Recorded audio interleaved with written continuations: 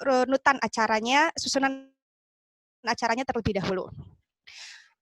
Acara pertama adalah sambutan, salam pembuka.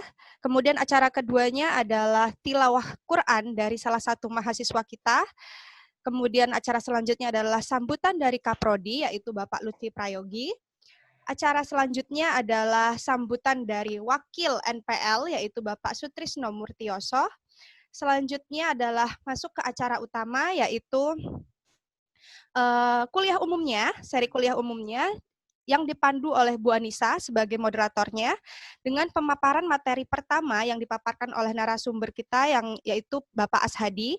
Kemudian pemaparan materi kedua, narasumber 2, yaitu Bapak Dr. Andres Hendro Martono.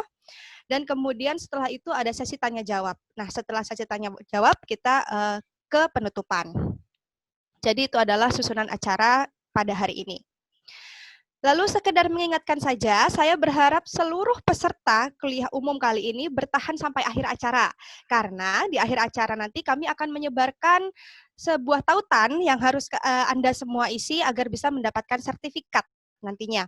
Kemudian tidak kalah menariknya juga nanti kalian akan ada pengumuman door prize untuk 3 pemenang dipilih dari 3 penanya terpilih gitu ya, akan mendapatkan saldo OVO sebesar Rp50.000 per masing-masing pemenang. Jadi jangan kemana-mana ya, tunggu sampai akhir. Selanjutnya, sebagai pembuka acara ini, mari kita dengarkan lantunan ayat suci Al-Quran oleh salah satu mahasiswa kita, yaitu Agus Erlangga. Kepada Ananda Agus Erlangga, disilakan.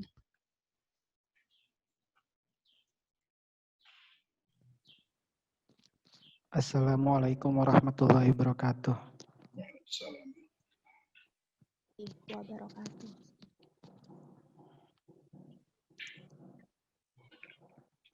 أعوذ بالله من الشيطان الرجيم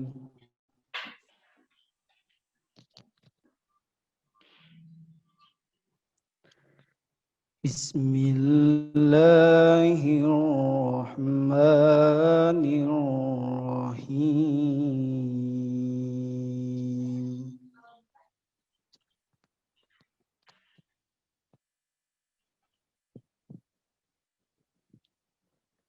Subhanalladzi asra bi abdihi lailam minal masjidil haram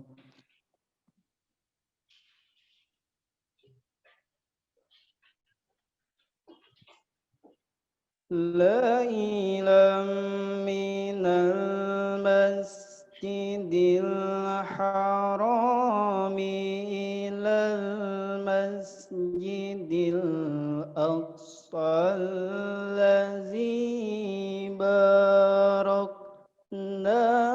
haulah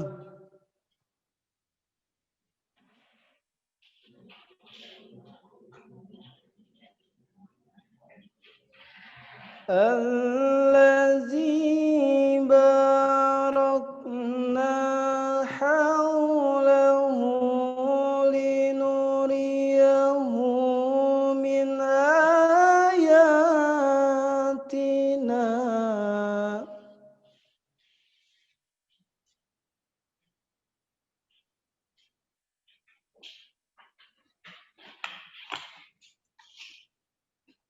innahu huwas samiul basir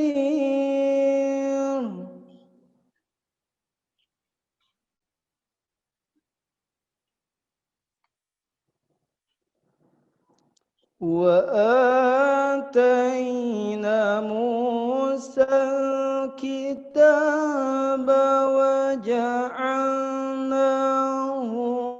hudan li bani Israil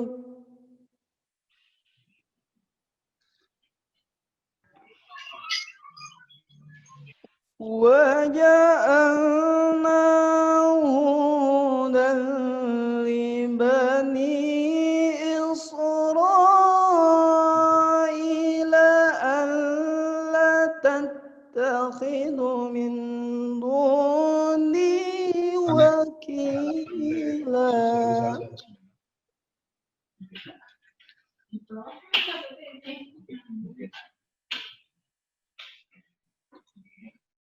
ذرية من حملنا معه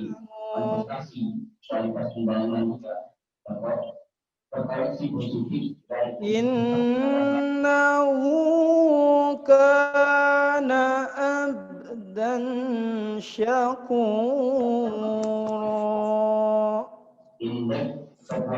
صدق الله العظيم.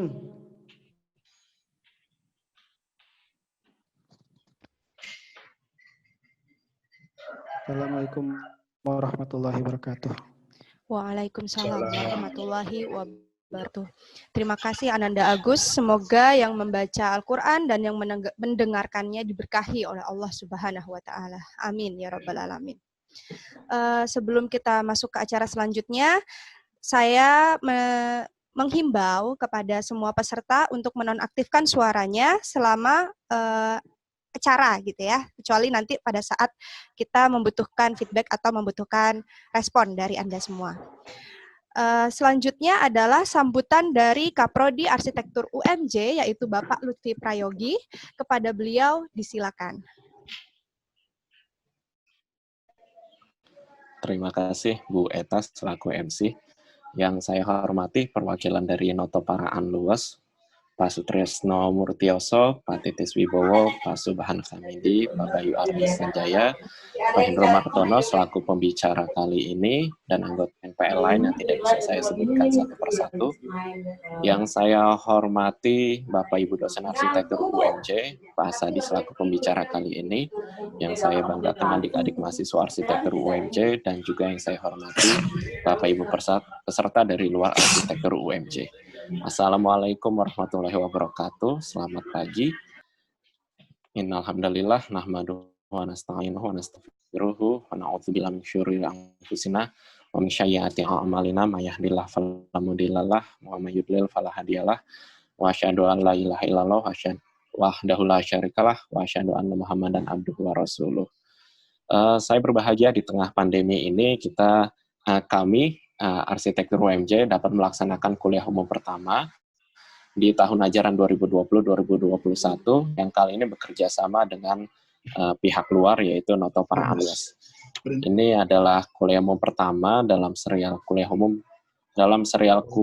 umum peradaban tradisi arsitektur yang rencananya akan dilaksanakan sebanyak 4 kali dalam beberapa bulan ke depan.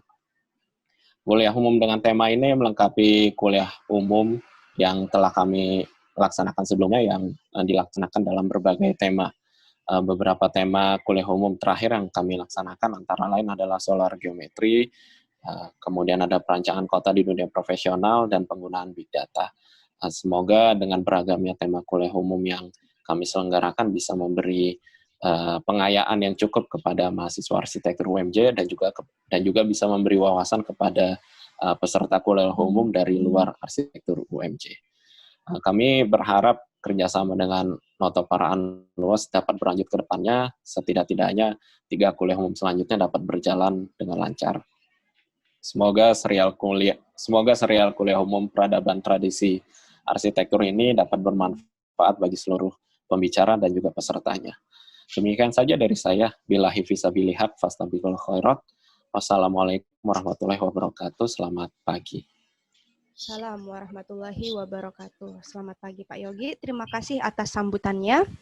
Kemudian selanjutnya adalah sambutan dari perwakilan Noto Paraan Luas, yaitu Bapak Sutrisno Murtioso. Mohon maaf. Yaitu Bapak Sutrisno Murtioso. Kepada beliau dipersilakan. Terima kasih. Sebelumnya ya saya harus mengucapkan terima kasih kepada pihak Universitas Muhammadiyah Jakarta yang telah memfasilitasi jagong bareng Noto Paraan Luas ini, dan Untuk itu mungkin saya juga harus menjelaskan dahulu sedikit mengenai apa sih NPL itu.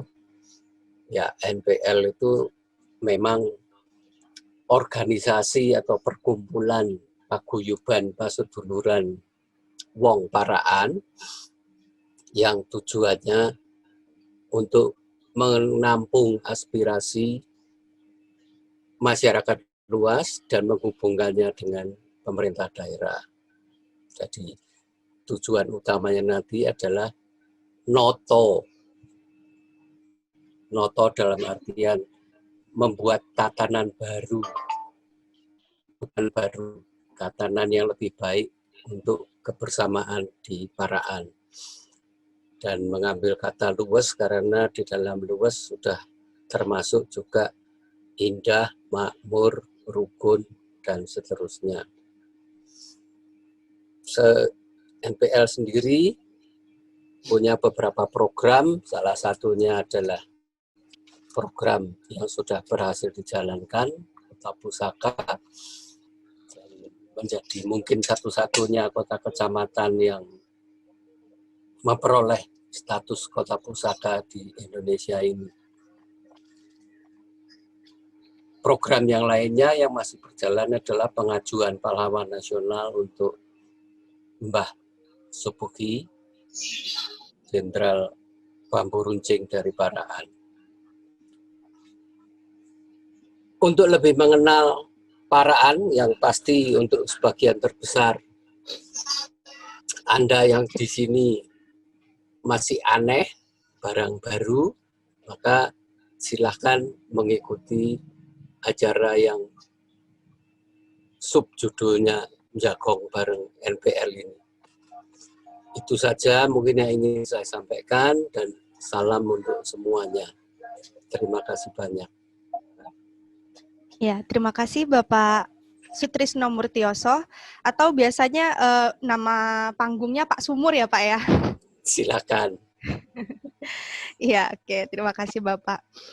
Selanjutnya, sampailah kita pada acara utama yang ditunggu-tunggu, yaitu acara kuliah umum yang akan dipandu oleh Bu Anissa.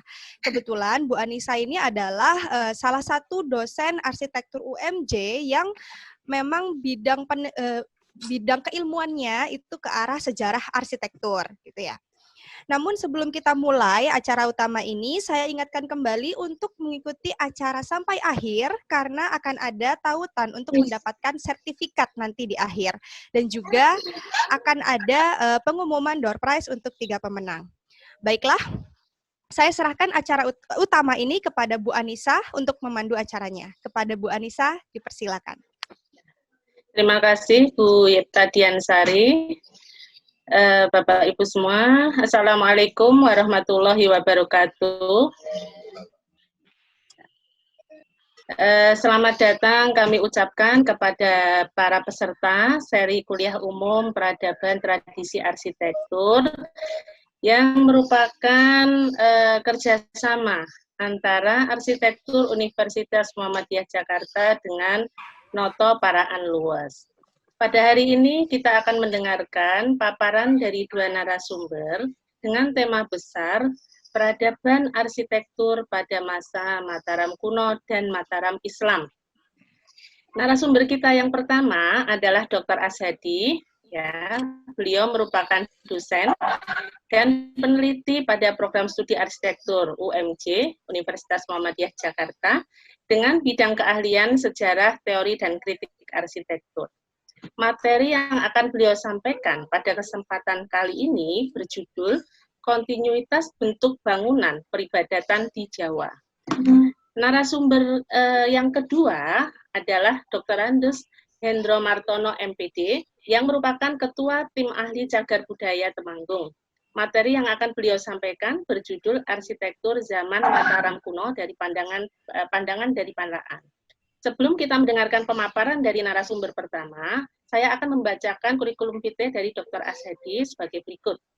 Dr. Ashadi lahir di Cepu pada tahun 1966 dan menempuh pendidikan S1 di Arsitektur Universitas Diponegoro, S2 pada Antropologi Universitas Indonesia, dan S3 pada program studi Arsitektur Universitas Parahyangan.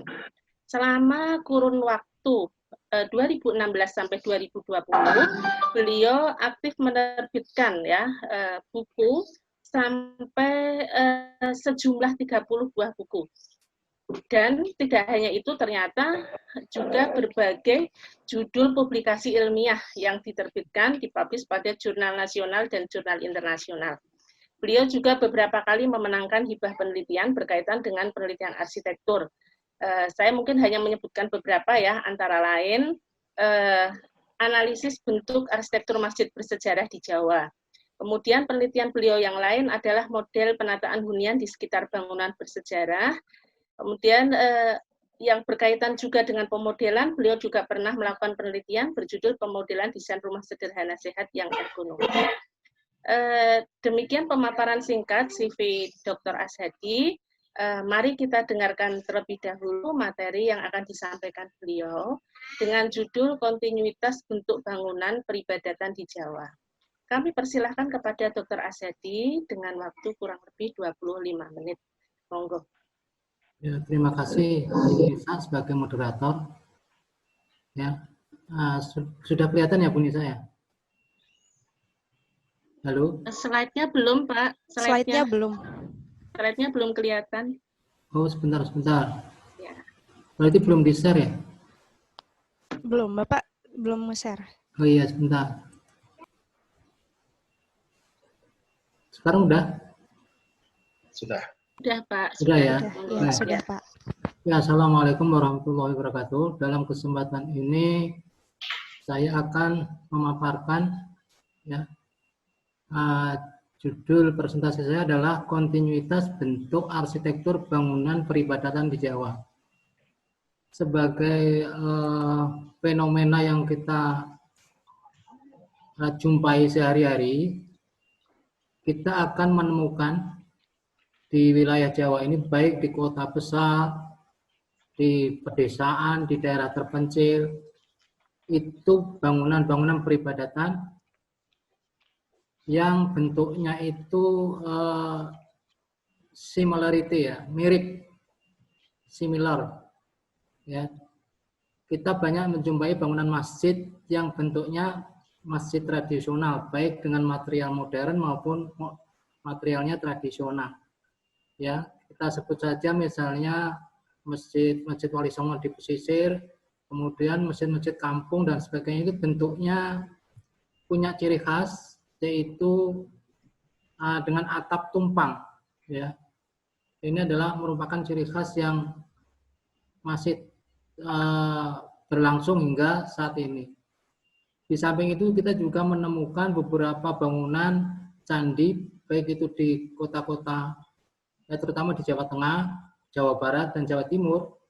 Di kota-kota ataupun di daerah pinggiran juga kita temukan bangunan candi-candi yang bentuknya berundak ya, seperti bentuk tumpang, jadi berundak dia. Kemudian di sebagian kecil wilayah, terutama di pedalaman, itu kita juga menemukan bangunan-bangunan kuno hasil kebudayaan megalitik manusia Jawa, yaitu berupa punden berundak yang bentuknya berundak-undak. Sehingga secara sekilas, secara bentuk dasarnya hampir mirip ya. Nah, kemudian dari sinilah saya angkat masalahnya, yaitu bagaimana kontinuitas bentuk arsitektur bangunan peribadatan, yaitu punden berundak, candi, dan masjid. Oke, kita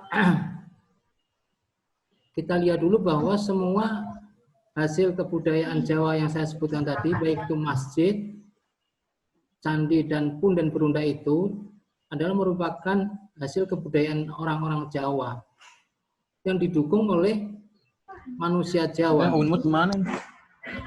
Ya, manusia Jawa.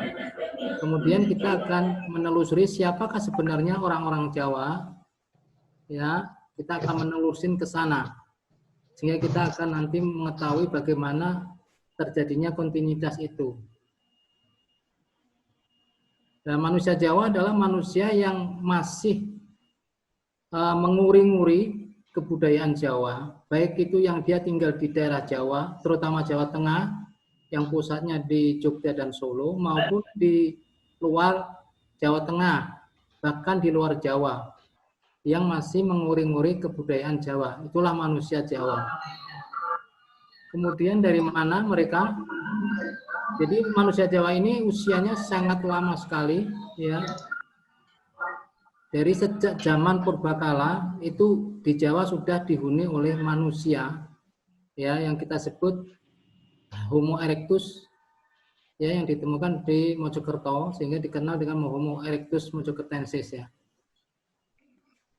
Kemudian manusia dari mana asal usulnya? Ternyata kalau kita lihat sejarah itu dari daratan Asia di atas, ya, yang dulu itu masih menyatu dengan Pulau Jawa, Sumatera, Bali sampai Kalimantan itu menjadi satu daratan. Satu daratan, sehingga penyebaran manusia itu dari atas, dari Asia, dari Cina, itu bisa sampai ke Jawa.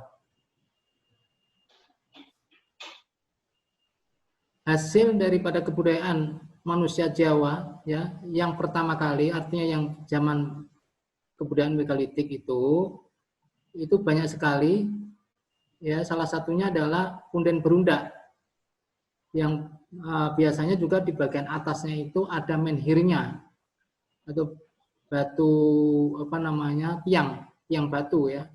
Nah, ini ada saya tampilkan sebuah bangunan berundak di daerah Kuningan, Jawa Barat.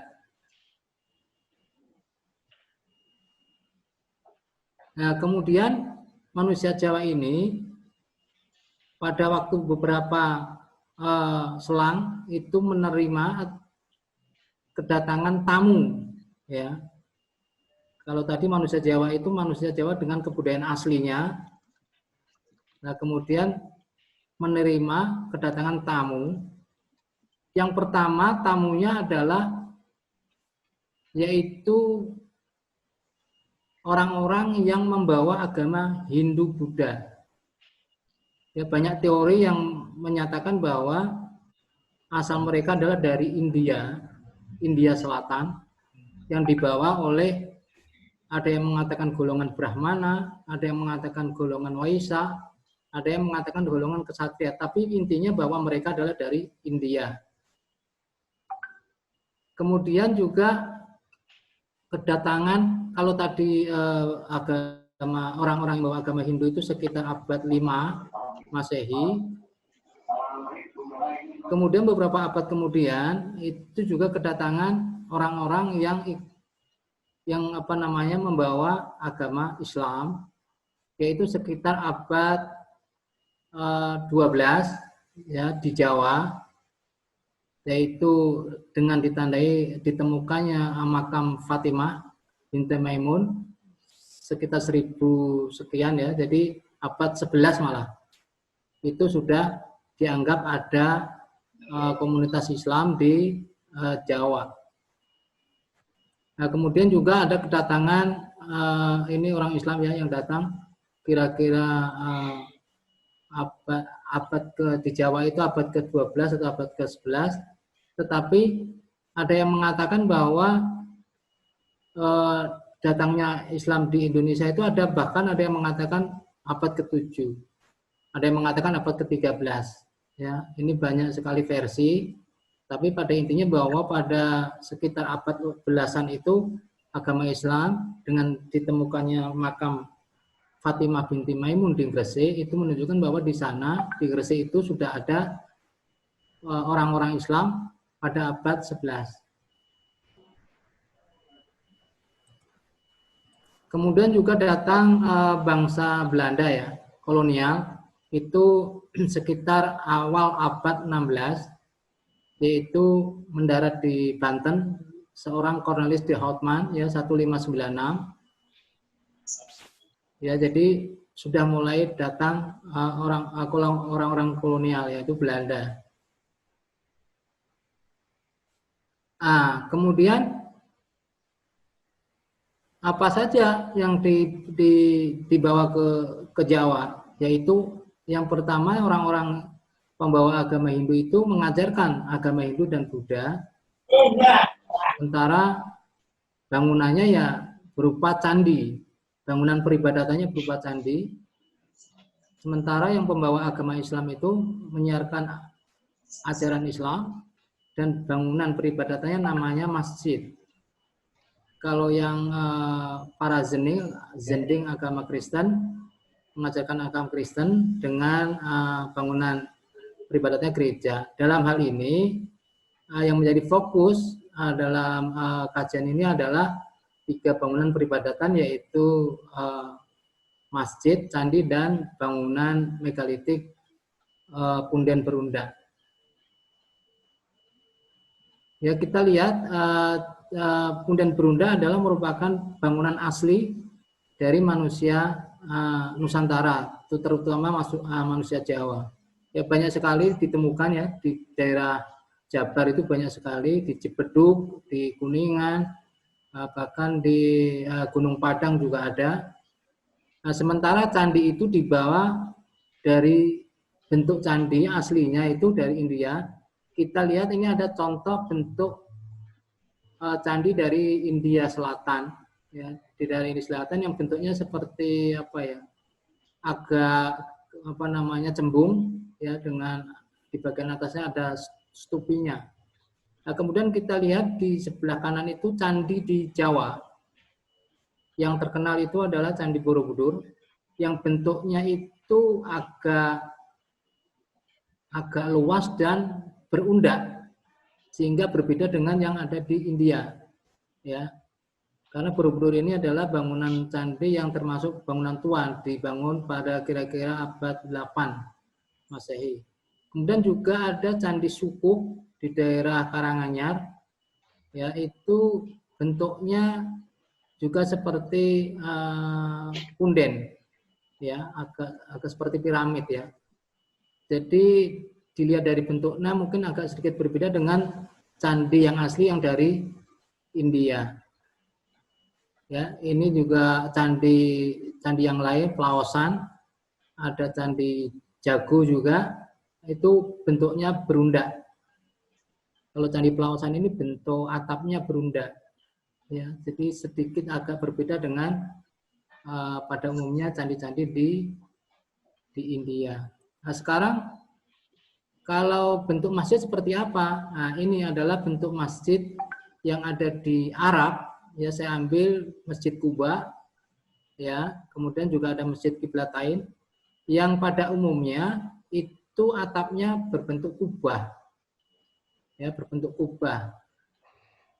Sementara masjid tradisional di Jawa yang sekarang masih dilestarikan itu atapnya berbentuk tajuk tumpang, jadi seolah-olah berundak, ya, seolah-olah berundak, ya.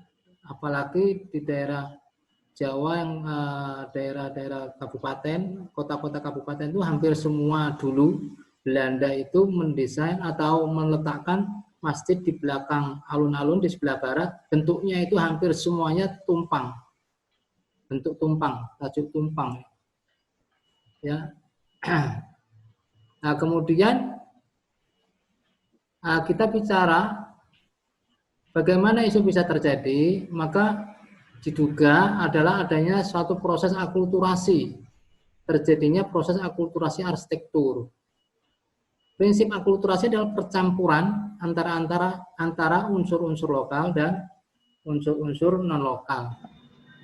Unsur-unsur lokal adalah unsur-unsur yang asli yang dikreasi oleh manusia Jawa. Dalam hal ini secara fisik, kebudayaan fisik adalah punden berunda untuk peribadatannya. Yang non-lokal adalah yang datang. Yang non-lokal adalah yang datang. Yang unsur-unsur Hindu Buddha dan unsur-unsur yang dibawa pembawa agama Islam. Nah, di sini ada satu peta, diagram bukan peta, diagram yang menunjukkan bahwa apabila unsur lokalnya itu dominan terhadap unsur non-lokal, maka dikatakan bahwa akulturasi yang terjadi adalah secara adaptasi. Jadi lokalnya itu dominan. Apabila non lokalnya yang dominan, maka terjadilah akulturasi adopsi. Sementara kalau seimbang, maka dikatakan sinergi. Nah, bagaimana untuk mengetahui dominan dan seimbang? Maka didasarkan pada luasannya dan volume di mana unsur-unsur itu ada padanya. Ya. Jadi unsur-unsur itu ada padanya. Kita lihat luasannya atau volumenya. Ya, oke. Kita lihat misalnya kita menelusuri adanya akulturasi itu ya dari kebudayaan lokal manusia purba kita itu meninggalkan bangunan peribadatan berupa punden berunda ya, yang berunda itu ya. Kemudian kita coba India, candinya itu pada umumnya tidak berunda. Kemudian kita lihat candi yang sangat terkenal yaitu Candi Borobudur, ya jelas bahwa bentuknya berunda. Ini jelas mengacu kepada punden berunda, karena bentuknya berunda. Kemudian candi-candi stupa-stupanya itu mengacu kepada bangunan stupa yang ada di India. Di India itu ada stupanya setiap candinya itu. Atau ratna kalau candinya candi Hindu itu namanya ratna pada bagian puncaknya itu. Oke, karena kita lihat bahwa berundanya ini adalah sangat dominan dibandingkan dengan keberadaan stupa-stupanya ini atau stupi-stupinya ini, maka dapat dikatakan bahwa yang berunda ini adalah sangat dominan, sehingga dapat dikatakan akulturasinya terjadi adalah adaptasi. Ya, kemudian kita lihat secara vertikal, ya pembagian vertikal bangunan Candi Borobudur misalnya, dan nanti juga Candi Prambanan yang sangat terkenal, itu dibagi menjadi 3, ya. Ada kaki, ya, Kamadhatu, kemudian ada badan Rupadhatu, dan ada kepala Arupadhatu untuk Borobudur ya. Kemudian di bagian atasnya ada mahkotanya, stupanya yang paling besar. Coba kita lihat kalau berdasarkan denahnya, bentuknya adalah mandala, memusat ya dengan satu titik di tengah dan berorientasi ke 4 arah mata angin. Dan ini sudah biasa pada bangunan-bangunan candi di Jawa Tengah. Yang nanti ada sedikit perbedaan di candi-candi di Jawa Timur. Nah, ini juga Candi Prambanan kita lihat ada kaki, badan dan kepala ya. Burloka kaki, Bufarloka badan dan Swarloka kepala. Denanya juga hampir sama. Ini dena Candi Siwa ini bagian tengah. Candi Prambanan itu yang terkenal ada 3, Siwa, Brahma, dan satu lagi Wisnu. Yang di tengah itu namanya Siwa, yang paling besar. Oke, coba kita lihat ini ya perbandingannya. Kita ambil Masjid Demak itu sebagai masjid prototipe ya, masjid yang paling tua, dianggap paling tua di tanah Melayu. Itu adalah Masjid Demak yang dibangun pada 1478-an. Tahun 1476 sampai 1478, jadi 2 tahun pembangunannya. Jadi abad 15, paling tua.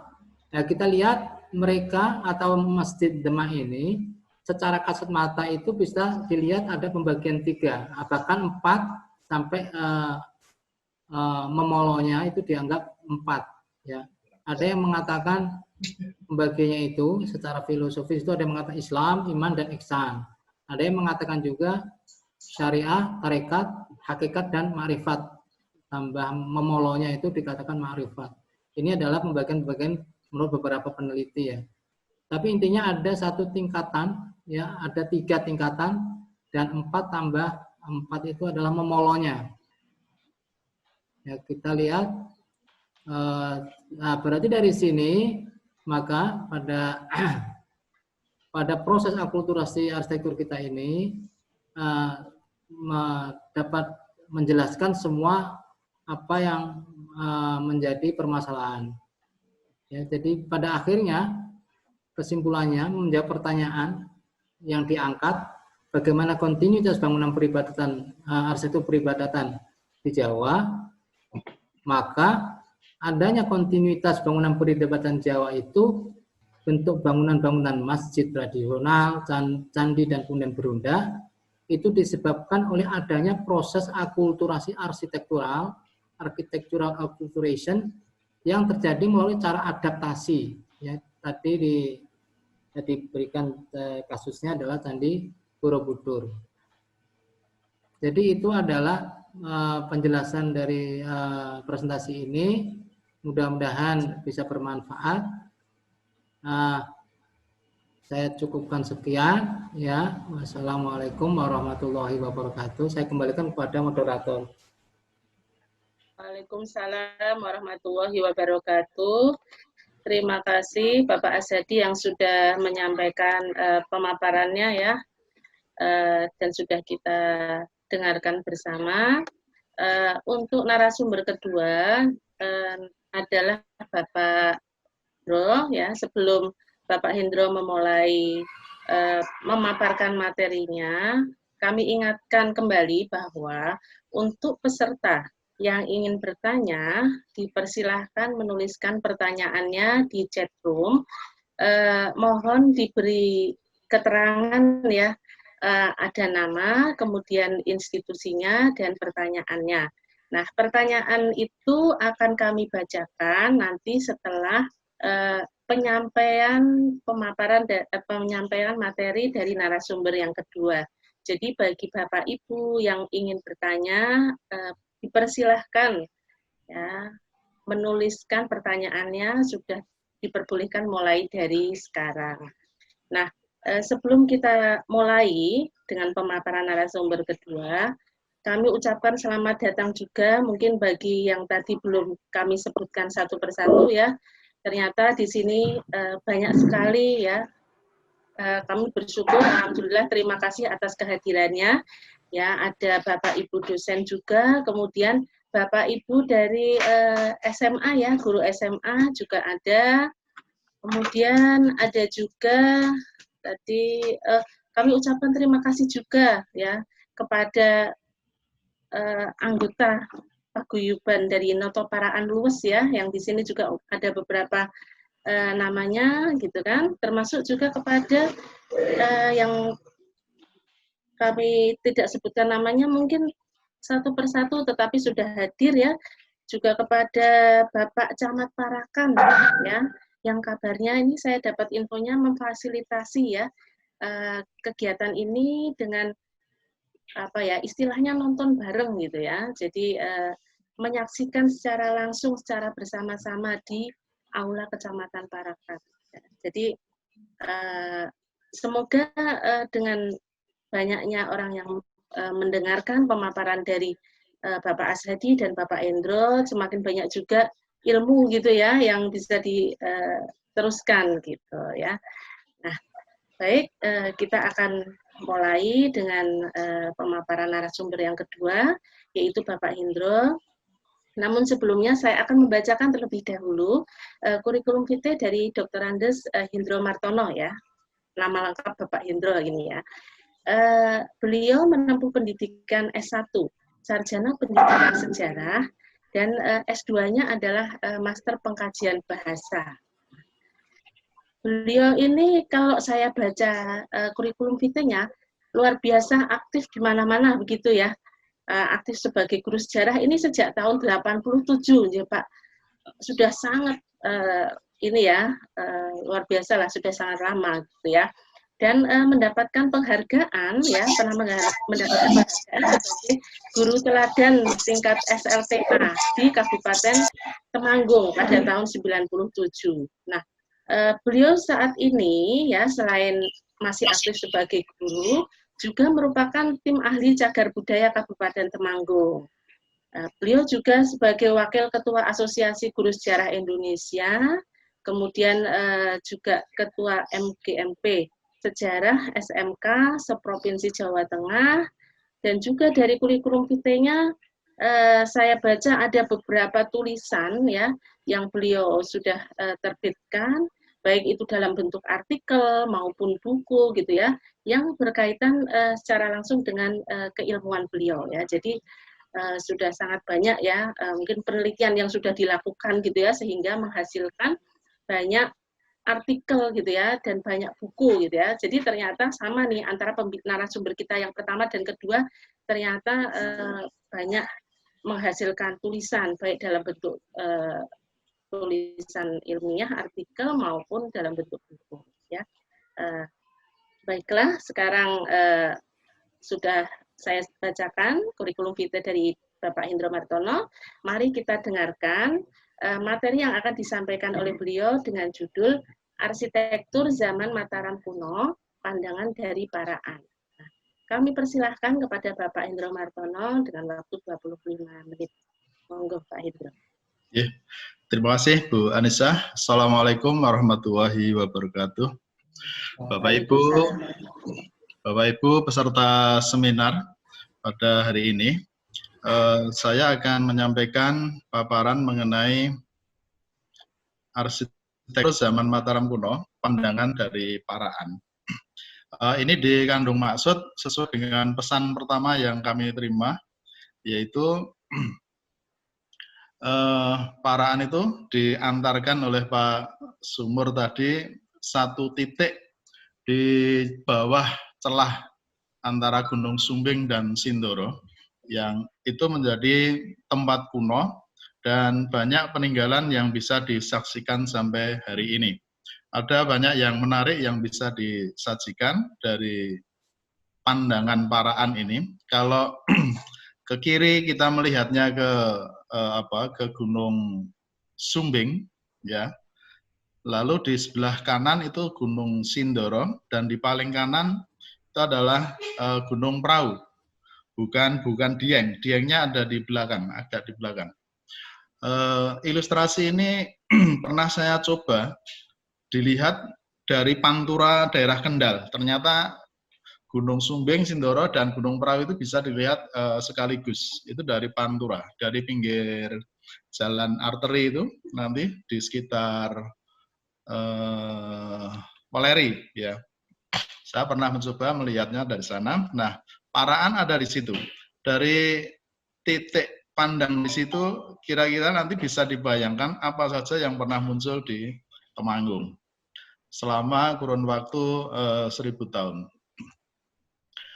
Untuk selanjutnya, mengenai arsitekturnya sendiri, tentu saja saya sangat awam. Saya hanya akan membatasi pada 2 topik saja. Yang pertama, arsitektur kaitannya sebagai seni dan ilmu dalam merancang bangunan. Dan yang kedua, arsitektur dalam konteks lanskapnya, ya, penataan ruangnya. Sehingga ada 2 permasalahan di situ. Bagaimanakah arsitektur keagamaan khususnya, dalam hal ini seni bangun pada zaman Mataram kuno, dilihat dari Paraan, dan bagaimanakah arsitektur lanskap zaman Mataram kuno dilihat dari Paraan juga. Untuk yang pertama, mengenai arsitektur keagamaan, tadi sudah disampaikan banyak sekali oleh Bapak Ashadi. Kita akan memulai dari apa saja yang diperlukan, ya, keahlian yang diperlukan dalam membangun suatu struktur, dalam hal ini candi. Ternyata untuk membangun candi diperlukan paling tidak di situ ada 7 keahlian. 7 keahlian yang di masa Mataram kuno ini spesifikasinya memang sudah ada. Yang pertama yang disebut dengan stapaka, arsitek atau pendeta guru yang mempersiapkan segala upacara ritual, termasuk pemilihan calon lahan candi. Yang kedua, stapati, arsitek perencana yang bertanggung jawab terhadap perancangan dan proses pembangunan fisik candi. Kemudian yajamana, pimpronya, sutragrahin, pelaksana pembangunannya. Lalu ada silpin, saya kutip dari skripsi UI. Silpin ini sebutan untuk seorang pendeta atau seniman yang membuat relief. Salah satu unsur atau elemen candi yang penting kalau kita lihat Prambanan maupun Borobudur. Kemudian ada Fardakin, perancang ragam hias, ya. Jadi di samping relief ada juga ragam hias, biasanya berupa sulur-sulur yang biasa menempel di dinding candi. Dan yang terakhir namanya taksaka, itu pemahat. Ini dikutip dari buku Kearsitekturan Candi Borobudur di halaman 55. Lalu dari sekian banyak keahlian, bagaimanakah data prasastinya di Temanggung? Ini menarik ternyata bahwa di dalam prasasti Gondosuli, prasastinya ini masih in situ, masih berada di tempat aslinya di Desa Gondosuli, di Kecamatan Bulu. Pada baris 8 sampai 9 itu ada sebutan yang mengabarkan di situ ada seorang stapaka bernama Acarya Dalawa, gitu ya. Yang mulia menjadi pendeta yang mulia ialah Acarya Dalawa namanya. Ini salah satu informasi mengenai profesi stapaka, ya. Seorang ahli bangunan yang sempurna di situ disebut dalam prasastinya.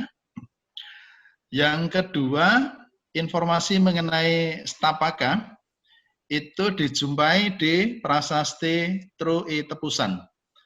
Prasasti Tepusan atau nama desanya sekarang Desa Tepusan.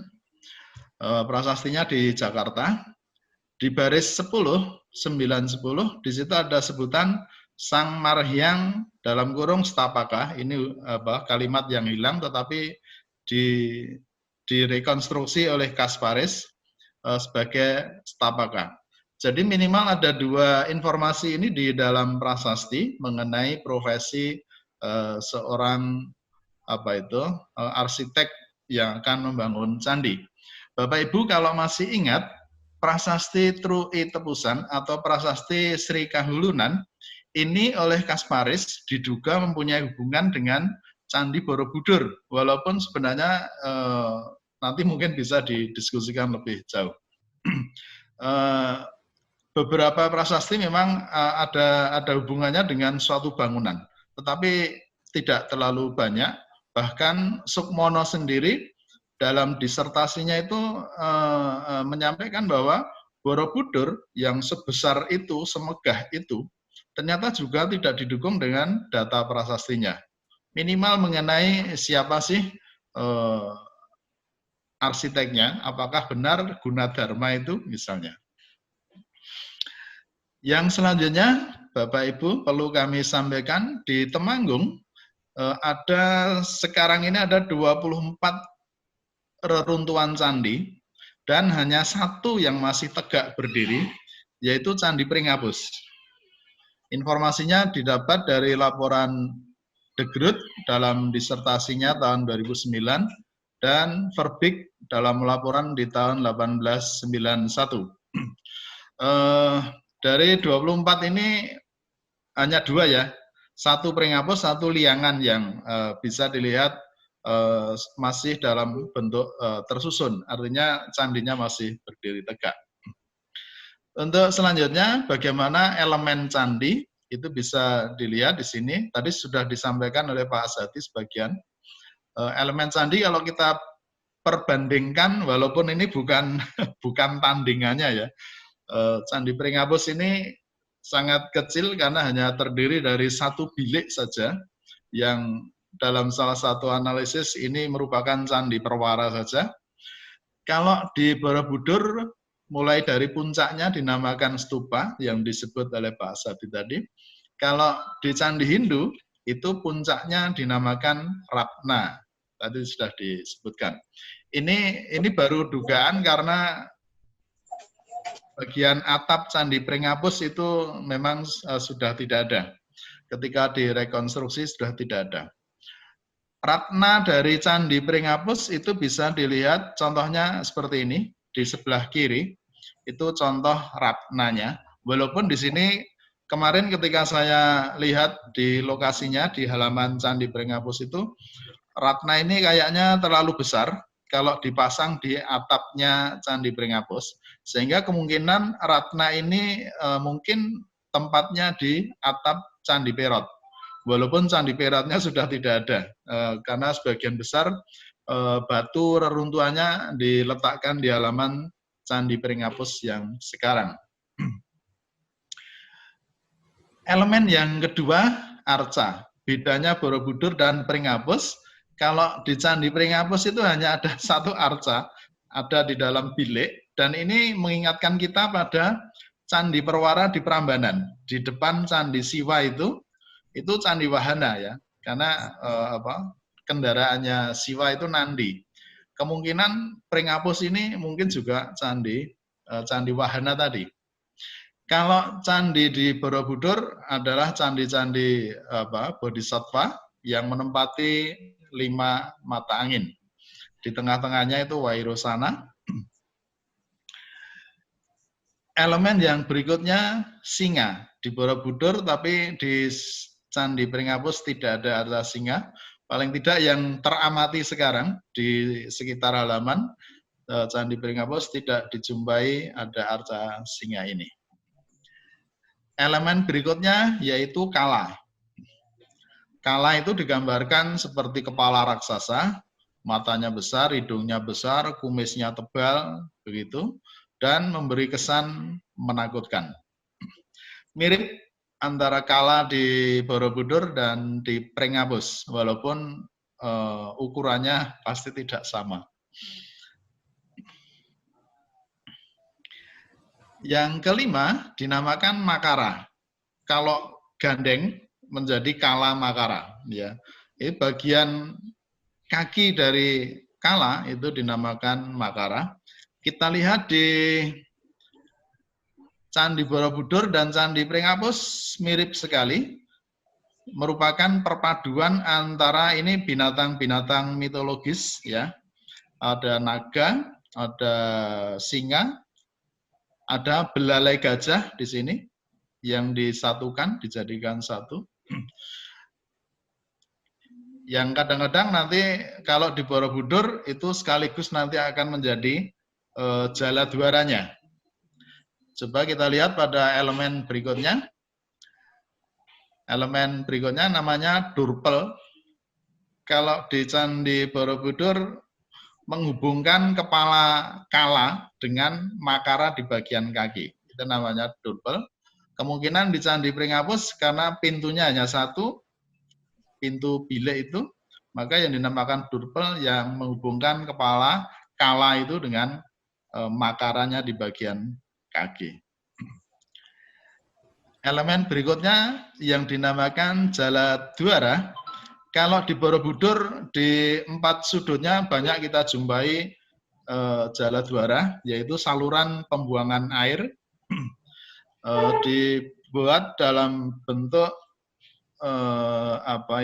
perpaduan seperti Makara tadi, perpaduan antara singa, naga,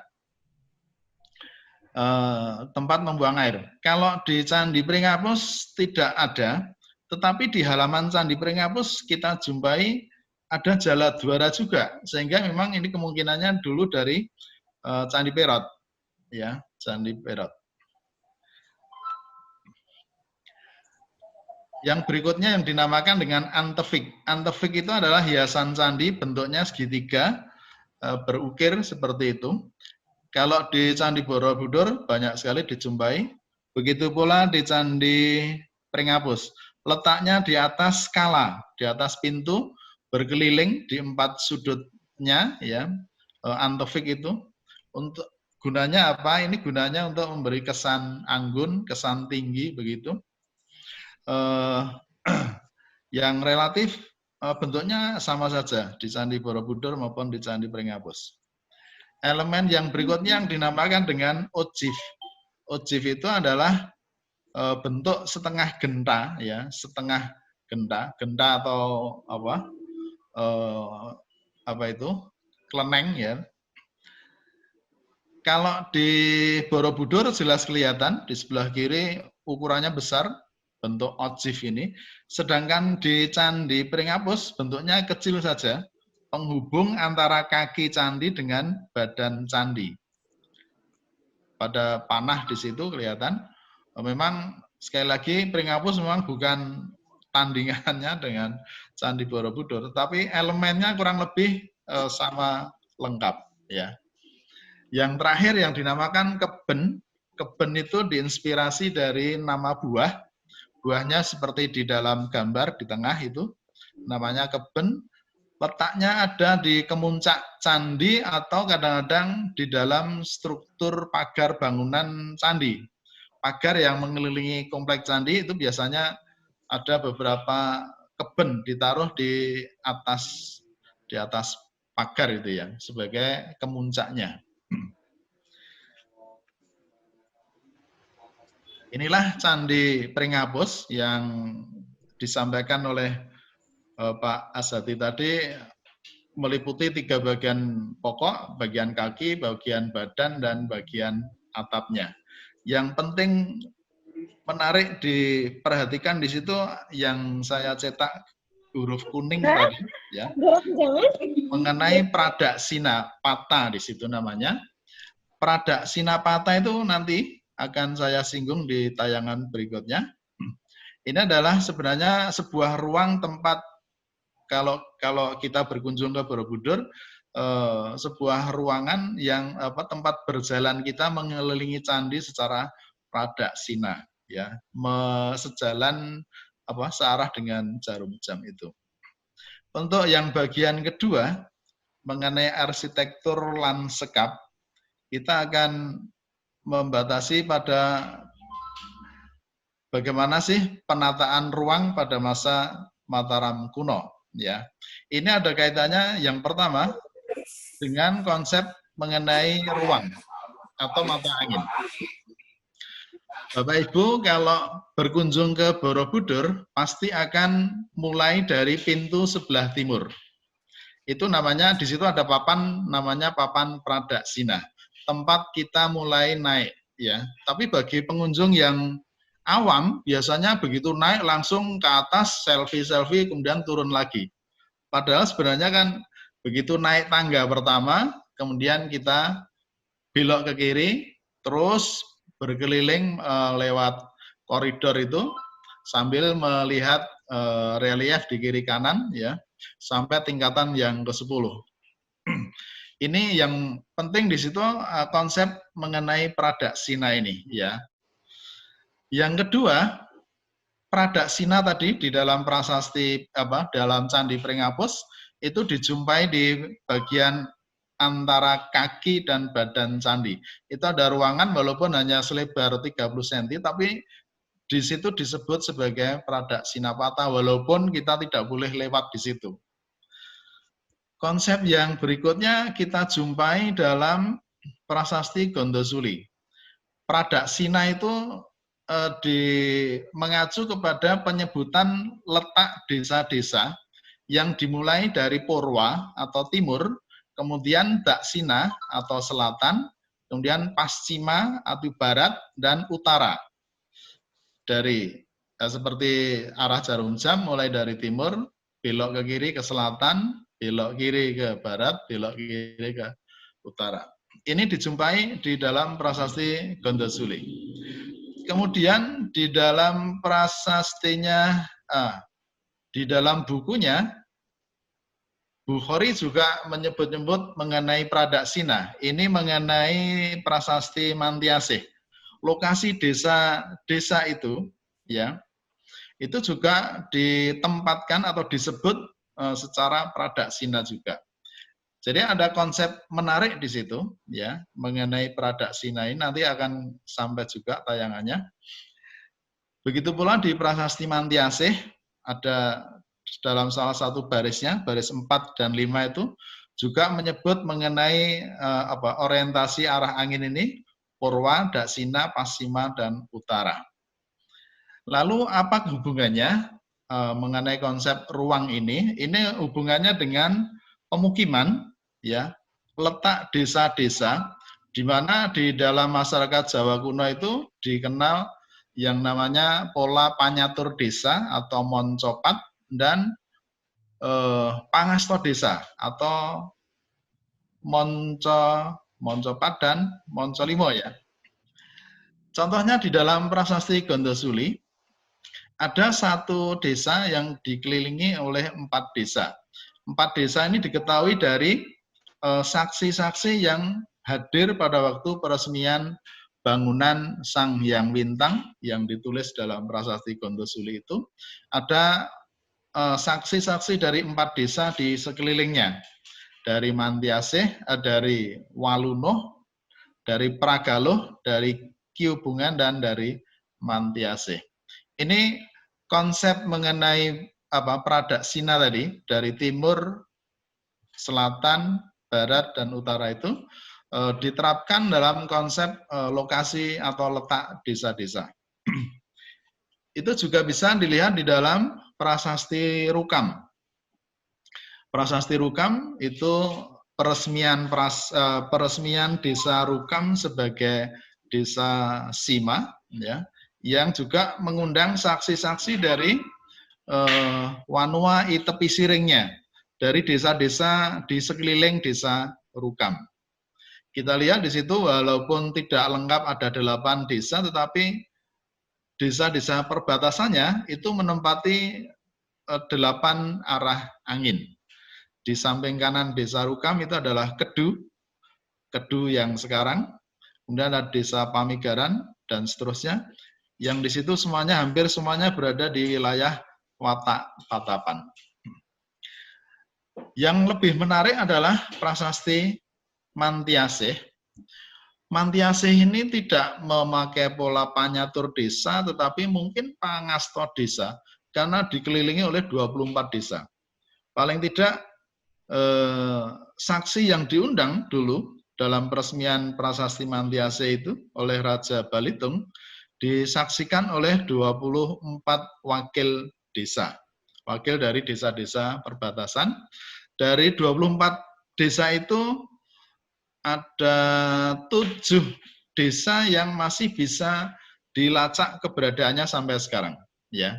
Kecuali mungkin desa Munduan yang sekarang sulit dicari, tapi Haji Huma menjadi kecamatan Zumo, desa Zumo sekarang. Tulang Air itu kemungkinan lokasinya Candi Pringapus tadi. Pragaloh itu lokasinya prasasti Gondosuli. Wunut itu disebut di prasasti Gondosuli, letaknya di desa Wonotirto. Kemudian di bawah desa Kedu yang namanya masih ada sampai sekarang, dan desa Tebusen. Yang menarik di situ adalah di dalam prasasti Mantiasih pun disebut lokasi-lokasi desa ini mengikuti mengikuti orientasi arah anginnya. Jadi kurang lebih arsitektur lanskapnya itu meletakkan desa-desa induk lalu dikelilingi oleh desa-desa perbatasannya. Lalu yang berikutnya, ini saya sebut saja arsitektur ekonomi begitu. Saya ingin mengaitkan konsep arah angin tadi dengan pasar, ya, sebagai salah satu prasarana perekonomian di zaman Mataram kuno di situ. Mengutip dari tesisnya Titi Surti Nastiti, pasar pun ternyata juga mengikuti pola keletakan seperti desa, di mana ada pasar induk, kemudian dikelilingi oleh pasar-pasar suppliernya, pasar-pasar yang memasok komoditas ke pasar induk. Itu juga memakai konsep panyatur desa, ya, atau moncopat. Contohnya seperti ini, mengutip buku karangan Pratikno Raharjo, pasar itu mengikuti hari pasarannya dan mengikuti lokasinya. Dan di situ juga mengikuti orientasinya tadi, Pradaksina, ya. Hari pasar itu juga mengikuti konsep Pradaksina tadi. Sehingga kalau hari pasaran Manis mulai dari timur, nanti pasaran berikutnya di selatan, pasaran berikutnya di barat, pasaran berikutnya di utara, barulah nanti nanti pasar induknya yang di tengah. Ini bisa diterapkan menurut sesuai dalam tesisnya Titi Surti Nastiti dalam buku Pasar di Jawa, zaman Mataram kuno itu. Kalau direkonstruksi, kedudukan pasar Tepusen sebagai pasar induk dengan pasar suppliernya ada di Kaloran dari sebelah timur, di selatan itu Tegowano, di sebelah barat Kandangan, dan di sebelah utara walaupun tidak persis lurus di sebelah utaranya itu adalah pasar Telogo Pucang. Yang sampai hari ini sesuai dengan penelitian etnoarkeologi yang dilakukan oleh Titi Surti, pas hari-hari pasarannya ini juga masih berlaku sampai sekarang. Ini adalah foto pasar Tepusen, walaupun bangunannya baru, tetapi toponim Tepusen itu memang sudah ada sejak tahun 842. Sebagaimana disebut dalam prasasti Tru I Tepusen. Yang terakhir, saya menyebutnya sebagai arsitektur politik begitu. Yang ini sebenarnya hanya akan menunjuk kepada lanskap bangunan pemerintahan.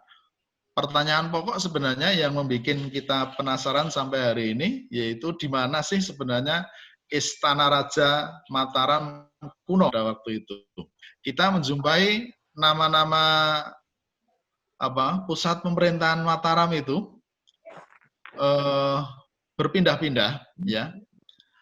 Yang pertama disebut dalam prasasti Siwagraha, Mataram itu ada di Medang, itu ada di Mamrati, ya. Kalau di Mantiasih disebut Ri Medang Ri Poh Pitu. Lalu kalau di Sugih Manek itu Medang I Medang Bumi Mataram. Tidak jelas di mana tempatnya. Begitu pula prasasti Turyan zaman Pusindok. Kemudian yang terakhir, I Medang, I Bumi Mataram, I Watu Galuh. Ya, jadi di masa-masa Jawa Timur, itu Mataram juga masih disebut di sana. Walaupun sampai hari ini kita belum bisa menjumpai. Kalau kita memperhatikan konsep kewilayahan, di mana Mataram itu terbagi di dalam wilayah-wilayah watak, ya. Kalau kita melihat nama gelar Raja-Raja Mataram itu, maka Sanjaya itu seorang rake di Mataram. Mataramnya itu kira-kira sekarang Yogyakarta. Rake Panangkaran itu pernah menduduki watak di Panangkaran, walaupun kita tidak tahu namanya sekarang. Sedangkan Rake Panaraban, kalau dalam kepercayaan tradisional, Panaraban itu ya Paraan menurut orang Temanggung. Walaupun sebenarnya Panaraban itu menurut prasasti Mantiasih malah sebenarnya Panaraban itu adalah Panunggalan. Kalau Panunggalan maka namanya ada di Wonosobo. Ini desanya masih bisa dilacak sampai tahun 1924. Sekarang desanya sudah nggak ada, tapi sampai 1924 desa Panunggalan itu masih kedapatan di daerah Wonosobo.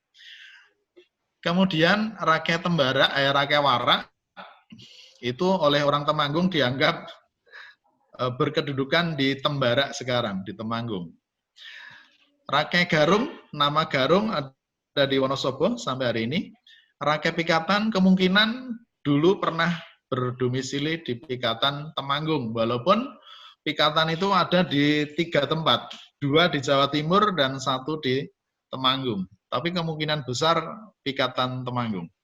Kemudian nama Wungkal Humalang. Wungkal Humalang itu sama dengan Watu Humalang. Kalau Watu Humalang maka kurang lebih itu berarti Watu Malang yang ada di Wonosobo. Dan yang terakhir Rake Watu Kura itu nama lokasi di Purworejo yang sudah bisa diidentifikasi lokasinya. Berdasarkan asumsi bahwa seorang rake itu menempati wilayah watak yang disebutkan di situ, kemungkinan dulu memang kantor para raja itu berpindah-pindah. Sebagaimana yang terakhir kemungkinan besar Balitung itu kantornya ada di di Watukura, karena itu daerah Watak atau daerah Lungguhnya sana. Dalam satu seminar, arkeolog dari UGM memperkirakan Rimedang Ripoh Pitu itu adalah Medari yang ada di Sleman sekarang. Yang ini mungkin dekat dengan posisi Prasasti Canggal, walaupun kita tidak tahu persis lokasinya. Jadi ada pertanyaan di situ, mungkinkah Sri Maharaja itu berkantornya di Watukura? Ya. Yang menarik untuk disebutkan di sini yaitu bahwa kalau kita ingin mengetahui di mana keraton Mataram kuno, ada keterangan dari berita Cina yang menyebut bahwa tembok kotanya terbuat dari papan-papan kayu, sehingga bangunannya memang kemungkinan besar juga dari kayu. Tidak mungkin keraton itu dibangun dari batu. Kemungkinan besar adalah dari kayu, sebagaimana bisa dilihat contohnya pada hasil ekskavasi di situs Liangan Temanggung. Di situ disumpahi banyak sekali kayu yang terbakar, bambu yang terbakar, dan ijuk yang terbakar. Jadi sayang sekali, mungkin impian kita untuk bisa menemukan kembali lokasi keraton Mataram kuno mungkin banyak sekali hambatannya karena bahan yang memang terbuat dari bahan yang mudah lapuk. Demikian Bapak Ibu peserta seminar, materi yang saya sampaikan. Saya kembalikan kepada moderator. Assalamualaikum warahmatullahi wabarakatuh. Waalaikumsalam warahmatullahi wabarakatuh. Terima kasih Bapak Hendro Martono atas pemaparannya ya. Jadi sudah kita dengarkan pemaparan dari dua narasumber kita, yaitu Bapak Ashadi dan Bapak Hendro Martono ya. Sangat menarik ya pemaparannya berkaitan dengan Mataram ya. Mataram yang masih ditelusuri ya Pak ya sampai saat ini ya. Mataram kuno dan Mataram Islam juga gitu ya. Jadi dari narasumber tersebut sudah dijelaskan, dipaparkan, dan sekarang kita akan buka sesi tanya jawab ya. Saya akan membacakan dari chat room-nya bagi Bapak Ibu ataupun semua peserta yang ingin bertanya, diperbolehkan menuliskan di chat room ya. Silahkan, nanti akan ada tim dari kami yang merekap dan saya akan bacakan ya untuk disampaikan kepada Bapak Ashadi dan Bapak Hendro Martono. Ya. Saya akan mulai ya dari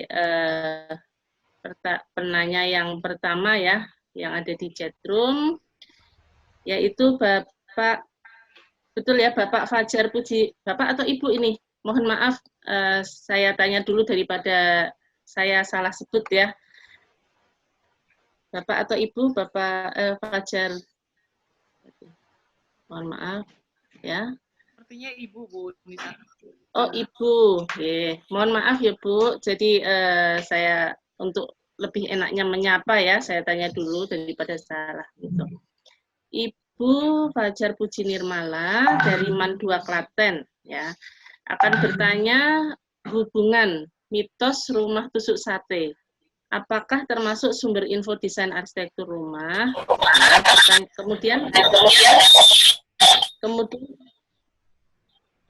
Kemudian pertanyaan untuk Pak Ashadi, ya, narasumber 1, akulturasi arsitektur suatu daerah selain berpengaruh pada arsitektur candi, apakah juga dapat mempengaruhi pada arsitektur rumah penduduk daerah tersebut?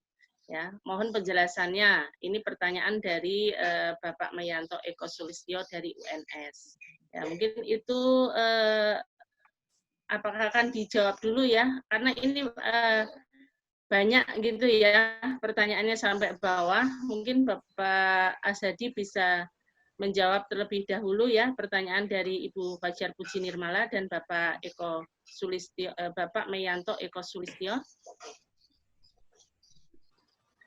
Ya, terima kasih Bu Moderator. Pertanyaan tadi yang saya tangkap cuma satu itu akulturasi arsitektur candi apakah juga terjadi pada akulturasi pada rumah penduduk? Ya betul ya itu ya. Ya, itu pertanyaan yang dari Bapak Mayanto. Kalau pertanyaan dari Ibu Fajar Puji Nirmala, ini hubungan antara mitos rumah tusuk sate, apakah termasuk sumber info desain arsitektur rumah? Gitu pertanyaannya. Oke. Yang pertama akan saya coba untuk menjawab yang kaitan dengan akulturasi yang terjadi, apakah mungkin akulturasi itu terjadi pada rumah? Kalau kita melihat rumah zaman dulu, zaman penduduk manusia Jawa yang asli itu agak sulit, ya. Kecuali sudah setelah zaman peradaban Hindu-Buddha, yang rumah-rumah itu terdapat banyak di relief-relief candi. Ya, jadi memang agak sulit menelusuri apakah terjadi akulturasi antara rumah penduduk asli yang pada zaman itu sulit untuk diketahui. Penduduk Jawa yang asli itu sebelum datangnya agama Hindu itu agak sulit untuk diketahui bentuk rumahnya. Jadi setelah diketahui adalah setelah periode agama Hindu datang dengan adanya relief-relief bentuk rumah di candi ya, relief-relief candi ya. Yang pada umumnya itu yang sekarang itu ada di kompleks keraton itu pada umumnya yang ada bentuk-bentuk rumahnya. Jadi kalau menurut saya agak sulit mengetahui adanya akulturasi dalam bentuk rumah karena tidak diketahui rumah bentuk aslinya. Kemudian kalau untuk berkaitan dengan rumah tusuk sate ya, yaitu hanya sebagai mitos saja ya, mitos bagi yang mempercayainya, sebenarnya tidak ada. Untuk konsep-konsep desain rumah itu pertimbangannya adalah letak posisi site-nya, letak lokasi di mana lahannya itu berada. Ya kalau di pertigaan ya akan dipertimbangkan sebagai pertigaan, tetapi bukan berkaitan dengan bahwa itu ada mitos kurang bagus karena itu sate ya. Jadi dalam desain kita tidak mengajarkan bagi mahasiswa untuk mempertimbangkan bahwa di tusuk sate itu adalah bahaya, jadi kurang bagus. Ya. Saya kira itu jawaban saya, Bu Nisa, sebagai moderator. Mudah-mudahan bisa puas.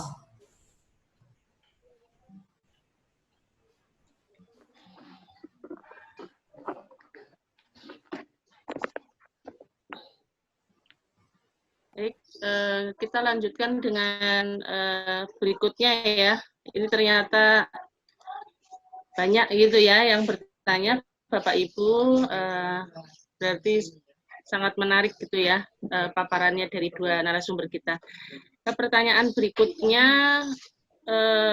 masih lanjutannya mungkin ya Pak, dari Ibu Fajar Puji Nirmala ini. Apakah sampai sekarang masih menjadi bahan pertimbangan membangun suatu rumah dan perkantoran ini yang berkaitan dengan tadi rumah tusuk sate gitu ya. Kemudian pertanyaan berikutnya kepada Bapak Ashadi dari Bu Yipta Diansari, UMJ. Mendengar penjelasan Pak Ashadi dan Pak Hendro, diketahui ternyata peradaban Mataram kuno sangat mempengaruhi arsitekturnya. Lalu bagaimana dengan tipologi bangunan-bangunan Mataram kuno, dalam hal ini hunian dan bangunan umum, dan apakah tipologi tersebut masih diaplikasikan atau mempengaruhi tipologi bangunan di masa sekarang? Gitu. Mungkin bisa dijawab dulu Pak Ashadi. Ya, untuk tipologi bangunan kepada Bu Eta ya. Untuk tipologi bangunan, sekali lagi, untuk masyarakat kuno atau Mataram kuno, kalau adanya adalah bangunan-bangunan yang berupa bangunan peribadatan, yaitu yang awet ya, yang tidak punah, itu adalah candi. Sementara kalau rumah tadi disebut ya, rumah itu memang agak sulit. Ya. Mataram kuno itu. Kalau tipologi rumah itu yang ada itu adalah yang kita lihat ada di relief-relief candi ya. Itu ada bentuknya yang sekarang itu pada umumnya bentuknya itu di apa namanya ada di komplek keraton itu, pada umumnya itu ada di komplek keraton ya. Baik yang berbentuk limasan, ada yang berbentuk tajuk juga ya. Itu kebanyakan ada di keraton. Jadi tipologi rumahnya ya tipologi ada bentuk yang limasan, ada joglo, ya limasan pun juga banyak macamnya, joglo juga banyak macamnya. Ada bentuk tipologinya tajuk ya, yang bentuk kotak itu dengan atap yang lancip itu tajuk. Atau tipologi kampung yang atapnya tidak bertemu tapi punya hubungan ya. Ya saya kira tipologi rumah zaman Mataram kuno itu diadopsi oleh masyarakat Jawa menjadi tipologi rumah tradisional Jawa yang saya sebutkan tadi. Di antaranya ada 4 atau 5 tadi ya. Ya saya kira itu jawaban saya, Bu moderator. Mudah-mudahan bisa menjadi puas. Baik, terima kasih Pak Azadi. Kita akan lanjutkan dengan pertanyaan yang berikutnya. Untuk Bapak Hendro Martono, ya, ini pertanyaan dari Bapak Mayanto Eko Sulistyo, ya, dari UNS. Apakah ritual pradaksina masih dilakukan di Candi Pringapus, terutama mempengaruhi adat istiadat penduduk yang bermukim di sekitar Candi Pringapus? Mohon penjelasannya. Ini untuk Bapak Hendro. Monggo Pak Hendro bisa dijawab terlebih dahulu. Ya, terima kasih Bu. Mengenai ritual yang saya tahu, ritual keagamaan itu kalau di daerah Temanggung terutama di Jumprit. Menjelang Waisak itu para pendeta Buddha mengambil air suci di sumber mata airnya Sungai Progo. Itu di Gunung Sindoro di Jumprit sana. Sedangkan ritual di Candi Pringapus kayaknya sudah tidak ada. Karena ini candi Hindu, kemudian penduduk di desa Pringapus yang sekarang itu umumnya Muslim ya, beragama Islam. Sehingga Candi Pringapus itu juga hari ini memang tidak dijadikan sebagai tempat peribadatan. Candi Pringapus itu sekarang sebatas sebagai cagar budaya, ya, sebagai struktur cagar budaya. Saya kira demikian penjelasannya. Ini saya lanjutkan dengan pertanyaan berikutnya ya. Tadi mungkin ada yang kelewat, mohon maaf Bapak Ibu ya. Dari Ibu Triyuni Iswati, UNS. Mataram kuno itu termasuk yang mana saja? Apakah Mataram Kota Gede itu termasuk dalam Mataram kuno atau tidak, gitu ya? Kemudian kalau kerajaan yang sampai saat ini belum ditemukan, yang dimaksud Bu Triyuni ini adalah Medang Kemulan, apakah itu termasuk bagian dari apa gitu? Apakah termasuk bahasan dari Mataram kuno atau tidak, begitu mungkin maksudnya. Monggo Pak Hendro. Satu lagi ini mungkin sama bawahnya dari Ibu Siti Fajriatun Yusro. Apakah konsep pradaksina sama dengan sistem Macapat?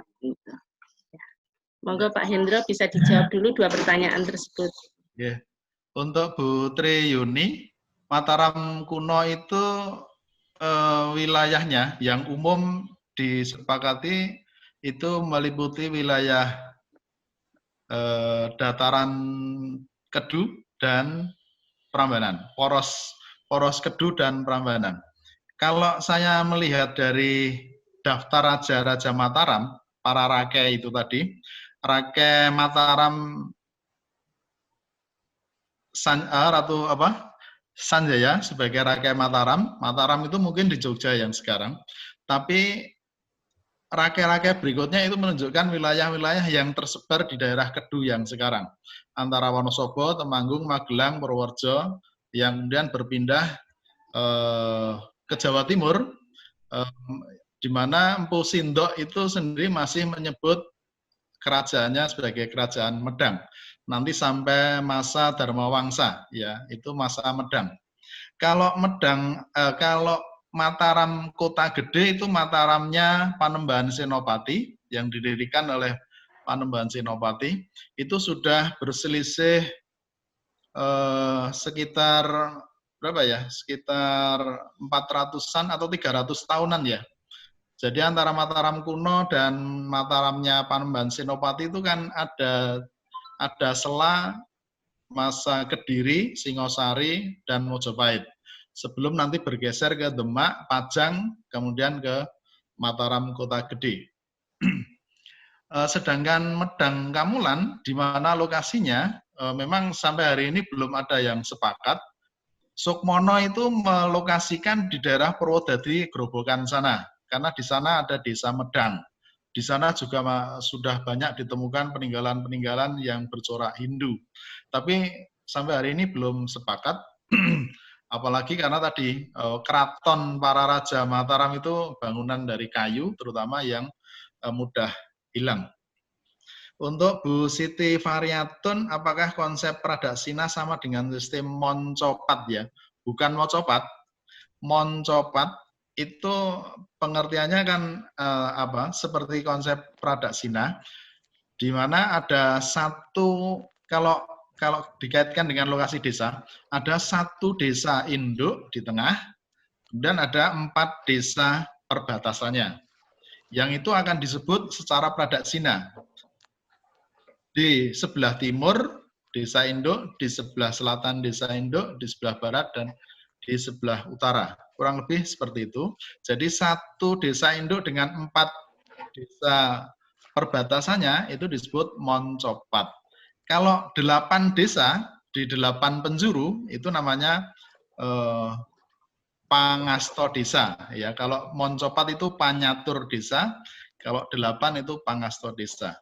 Tapi kenyataannya tadi di Prasasti Mantiasih itu kelipatan dari Pangasto karena ada 24 desa yang diundang itu membayangkan desa Mantiasih ini berarti desa yang besar mungkin ya karena punya 4 desa perbatasannya. Demikian penjelasan saya. Terima kasih Pak Hendro. Ini masih ada beberapa pertanyaan lagi ya. Mungkin saya bacakan dua-dua saja gitu ya. Nah kebetulan ini 2 pertanyaan berikutnya ini untuk Pak Hendro juga ini. Yang pertama dari Satrio Prayogo. Ini pertanyaannya menanyakan mengapa Borobudur itu bentuk denahnya seperti bintang. Apakah ada filosofinya? Itu pertanyaan dari Satrio Prayogo. Kemudian pertanyaan dari Agung Setiawan untuk Bapak Hendro juga.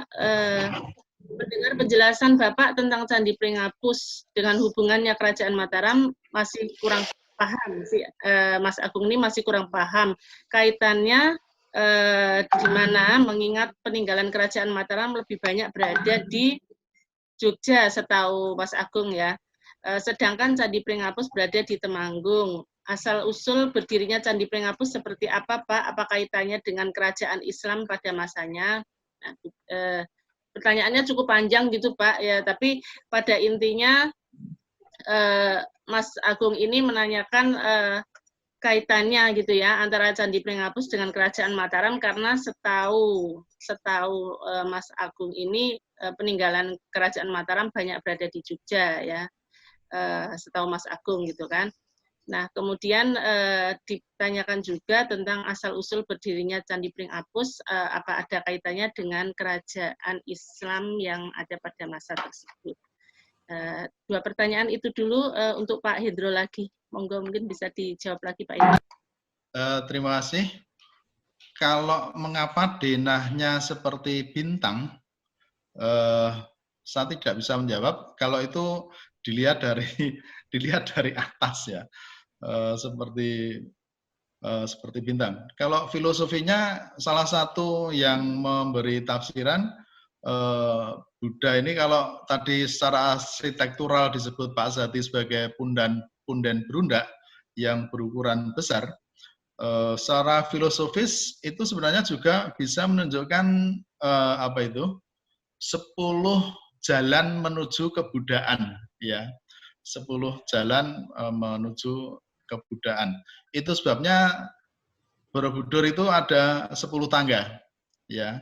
Jadi kalau kita berkunjung ke Borobudur dari pintu timur naik ke lantai 1, belok kiri sampai habis, nanti baru naik lagi, belok kiri lagi sampai undaan yang ke-10. Itu dibayangkan itu adalah jalan yang dilalui para peziarah, para pendeta Buddha dulu dalam usahanya untuk mencapai tingkat kebudayaan yang tertinggi. Itu salah satu filosofisnya yang bisa disampaikan. Yang kedua, kalau kita melihat strukturnya, Borobudur itu terdiri dari 3 bagian tadi yang disebut oleh Pak Azhadi. Bagian yang di bawah yang namanya Kamadhatu, menggambarkan dunia bawah. Filosofinya begitu, menggambarkan dunia bawah, yang di situ digambarkan hubungan sebab dan akibat. Setiap perbuatan manusia itu akan membawa akibat. Ada yang mengatakan Kamadhatu itu gambarnya terlalu vulgar, gitu ya. Mengapa dibuka sedikit? Ini banyak sekali penafsirannya. Tapi paling tidak adanya 3 tingkatan Candi Borobudur itu melambangkan juga, ya, menggambarkan filosofi kehidupan manusia. Di bagian tengah yang dinamakan dengan rupa datu itu adalah dunia yang sekarang, ya, dunia yang sekarang. Lalu yang di atas di bagian arupa datu, yang itu tempat arca Buddha di dalam stupa. Ada 2 macam, stupanya yang berlubang-lubang dan yang paling atas stupa yang sudah tertutup sepenuhnya. Yang itu juga melambangkan kehidupan manusia yang sudah terlepas dari urusan dunia. Begitu kira-kira mengenai filosofi dari bangunan Borobudur. Untuk Mas Agung,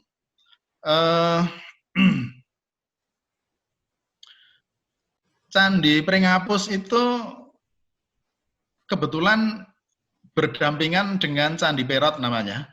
Jaraknya sekitar 200 meter dari Candi Pringapus itu ada Candi Perot. Tapi sudah runtuh, ya.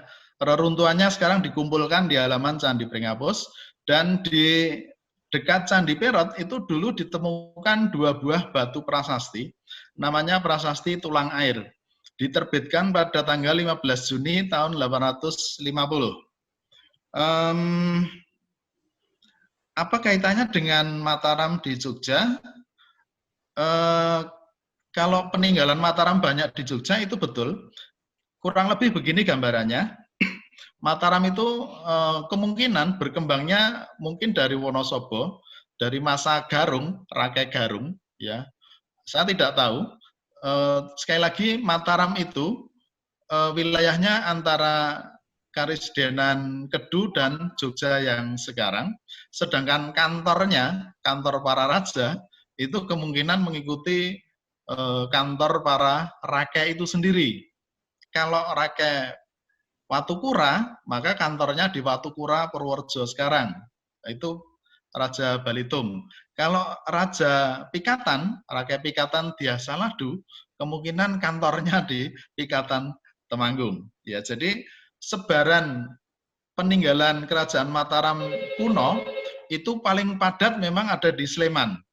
Ada kurang lebih 40 candi.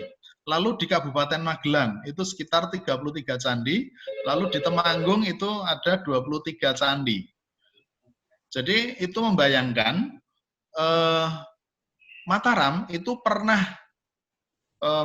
memusatkan pemerintahannya di daerah Kedu, lalu kemudian nanti bergeser ke sekitar Prambanan, ya, sebelum nanti berpindah ke Jawa Timur. Saya kira begitu penjelasannya. Mataram kuno ini hidup masanya memang sebelum Islam, ya. Islam itu kalau di Jawa Tengah kan dimulai dari Demak, itu sekitar abad 15, abad 16. Sedangkan Mataram kuno itu dari abad 7 sampai sekitar abad 11 pada masa Dharma Wangsa di Jawa Timur. Demikian saya kira, Bu Anissa. Ya, terima kasih Pak Hendro. Banyak sekali ya pertanyaannya. Ini menunjukkan para peserta ini antusias gitu ya dengan tadi pemaparan materi dari Pak Ashadi dan dari Bapak Hendro gitu ya. Ini masih ada beberapa pertanyaan lagi. Mungkin untuk pertanyaan bagi yang mau bertanya mungkin ini ya kita cukupkan ya. Ini waktu yang ada kita akan gunakan untuk menjawab ya pertanyaan yang sudah ada di chatroom dulu gitu ya. Karena masih ada beberapa pertanyaan lagi gitu ya. Sekarang saya akan lanjutkan membacakan pertanyaannya kepada Pak Ashadi nih sekarang nih. Ini pertanyaan kepada Pak Ashadi dari Izwan ya, dari Izwan dari UMJ ya. Pertanyaannya, apa saja aspek umum atau khusus yang dapat mempengaruhi bentuk candi khas lokal memiliki ciri punden berundak, sedangkan ciri khas dari India tidak memiliki ciri tersebut, gitu ya. Jadi yang ditanyakan adalah aspek umum dan khusus yang mempengaruhi bentuk candi, gitu ya. Karena tadi dari penjelasan Pak Ashadi, yang candi itu lebih cenderung bentuknya seperti punden berundak. Kemudian kalau yang dari India itu kan bentuknya berbeda ya, agak mengembung seperti itu. Ini pertanyaan dari Izwan. Saya lanjutkan satu pertanyaan lagi ya, mungkin untuk Pak Ashadi dari M. Fahri ya, dari UMJ juga. Pertanyaannya adalah apakah akulturasi arsitektur ini hanya terjadi pada kondisi fisik luar bangunannya saja, atau berlaku juga untuk fisik dalam atau interiornya. Ya. Itu dua pertanyaan untuk Pak Ashadi dari Izwan dan M. Fahri. Mungkin bisa dijawab dulu Pak Ashadi. Iya, terima kasih Bu Nisa. Ada dua pertanyaan yang bagus-bagus ini saya kira dari mahasiswa ya. Yang pertama, apa saja, aspek-aspek apa saja, baik itu umum maupun khusus yang bisa mempengaruhi proses akulturasi ya dari tadi punden berundak menuju candi ya. Kalau dari tadi kasusnya adalah Candi Borobudur, itu jelas bahwa dia mengadaptasi bentuk punden berundak sehingga bentuk Candi Borobudur itu berundak. Apakah semua candi itu letaknya berundak? Tidak ya, tidak semua, hanya beberapa. Ya, ada yang langsing, candi-candi di Jawa Timur itu langsing. Cuman bentuk atapnya, bagian kepalanya itu yang berundak, yang disinyalir adalah itu juga bisa mengadaptasi bentuk punden berundak. Jadi memang apakah di India itu ada yang berundak? Kalau di India itu pada umumnya tinggi-tinggi, langsing-langsing, ya, tidak gemuk, tidak melebar. Kalau karakteristik bangunan berundak itu agak melebar dia. Jadi semakin ke atas semakin mengecil. Jadi faktornya apa saja? Ya faktor punden itu adalah faktor baik bentuk denahnya maupun aspek bentuk fisiknya secara vertikal ya. Vertikal ya, bangunan vertikalnya ya.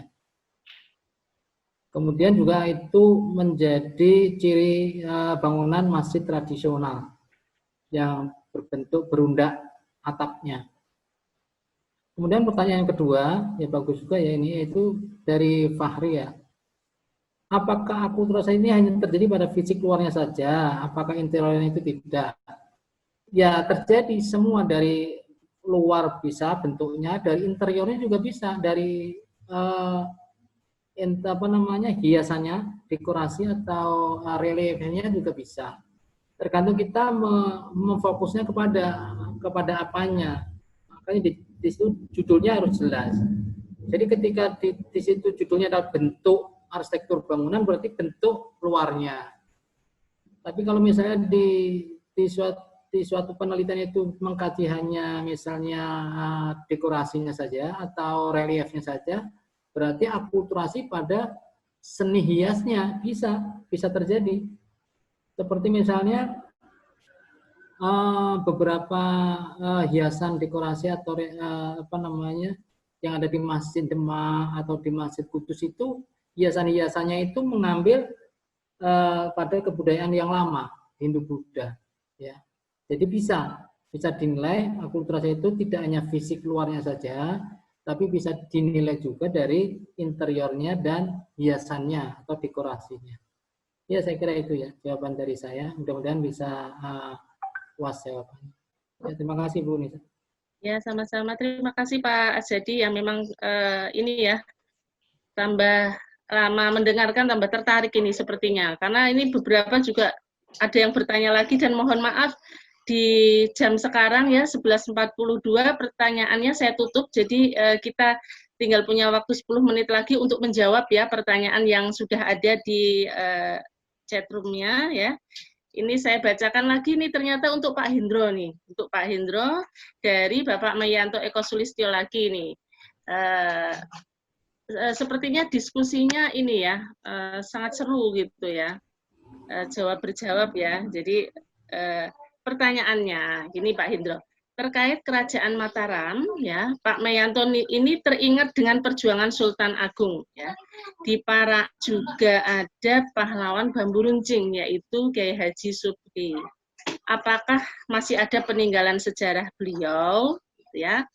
Nah kemudian dilanjutkan ya lagi, oh ya itu pertanyaan dari Bapak Mayanto Eko ya tadi ya.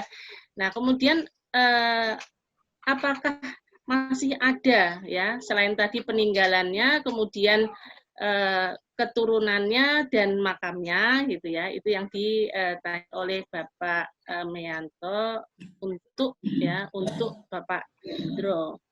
Nah, kemudian satu lagi pertanyaan dari Aditya Yoga, dari UMJ, untuk Pak Hendro juga. Ini berkaitan dengan tata letak ya, tata letak pemerintahan Kerajaan Mataram ya. Tadi dijelaskan ya bahwa pemerintahannya berpindah-pindah. Nah, untuk yang di Trowulan di daerah Jawa Timur, apakah menjadi pusat pemerintahan Mataram juga atau tidak begitu Pak? Pertanyaan.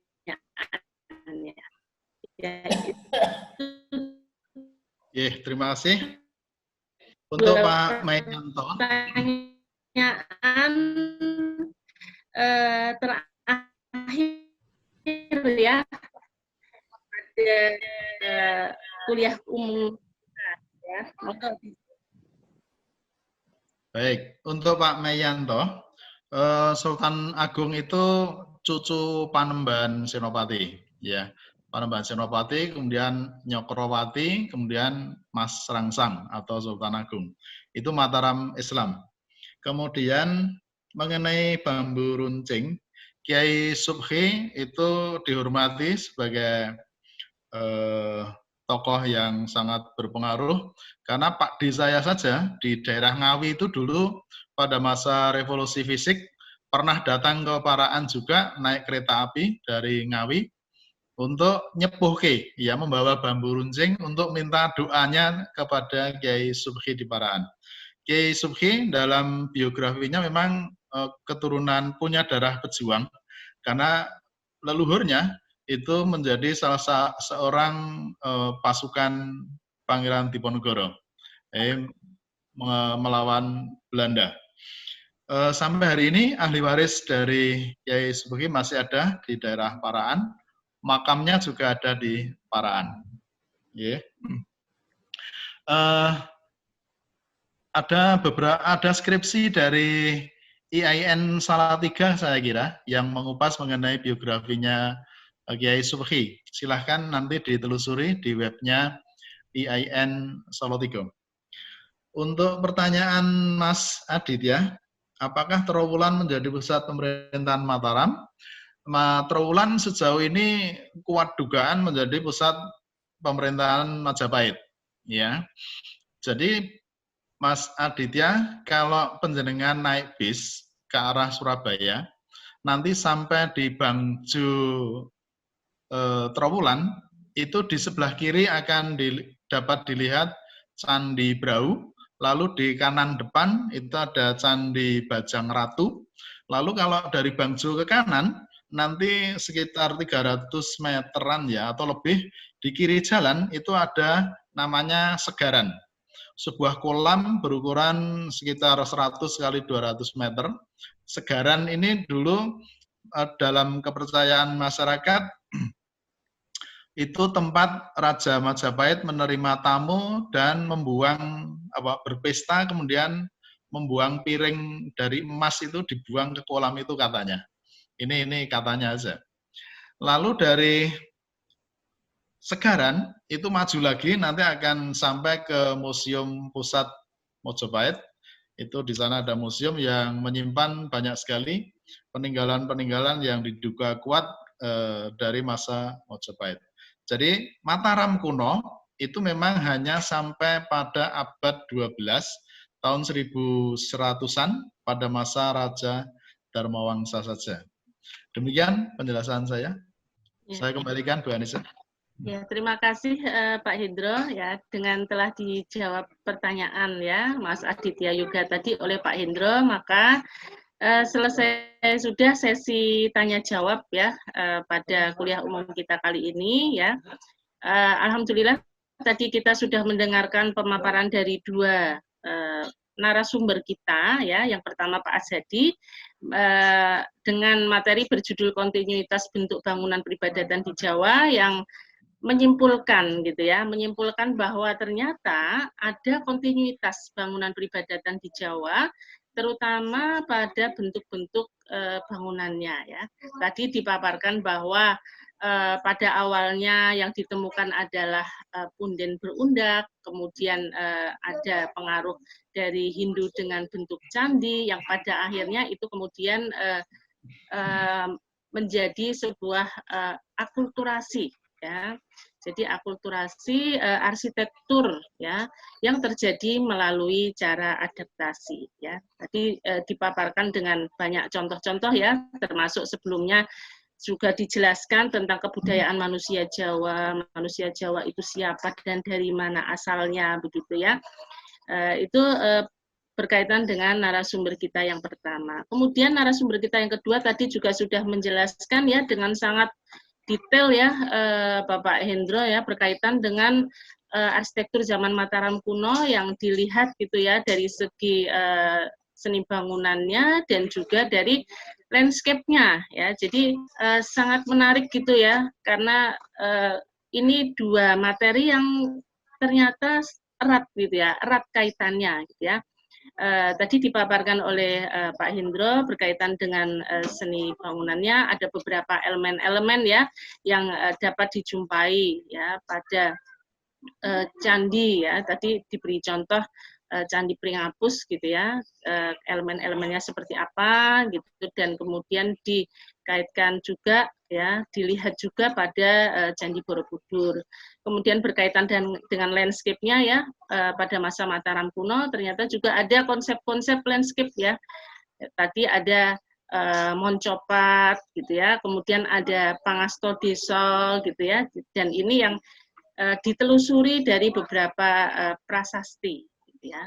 Jadi ini ternyata erat gitu ya kaitannya ya dengan penataan gitu ya, penataan sebuah desa yang sampai sekarang mungkin masih menjadi satu bahan penelitian ya, masih ditelusuri gitu ya, karena tadi disebutkan juga bahwa ada desa induk yang dikelilingi oleh desa-desa perbatasan yang mungkin sekarang tinggal beberapa desa saja gitu ya yang bisa ditelusuri gitu ya. Jadi itu tadi kesimpulan dari pemaparan dua narasumber yang bisa saya simpulkan ya.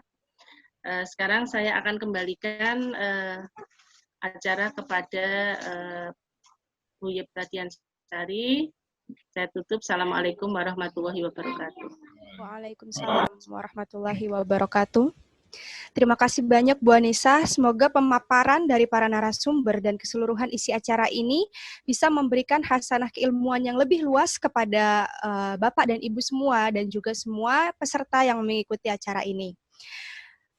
Saya juga ingin mengumumkan bahwa acara hari ini merupakan serial kuliah umum pertama dari beberapa runtutan kuliah umum yang akan diadakan oleh kami ya, kerjasama antara UMJ dan NPL atau Arsitektur Universitas Muhammadiyah Jakarta dengan Noto Paraan Luas gitu. Nah, nanti akan ada kuliah umum berikutnya yang kedua ini insya Allah akan dilaksanakan pada bulan Oktober 2020 dengan narasumbernya yaitu Bapak Wirawan STMT, yaitu Kepala Bidang Perencanaan Ekonomi, Sumber Daya Alam, dan Infrastruktur Bapeda Kabupaten Temanggung dengan judul kulumnya yaitu Penetapan Kota Pusaka sebagai sebuah wujud pelestarian kawasan. Nah, nanti info lengkapnya akan kami umumkan secara massal lewat media sosial gitu ya. Nanti dan insya Allah ini juga akan sama seperti kuliah umum hari ini, semuanya boleh bergabung.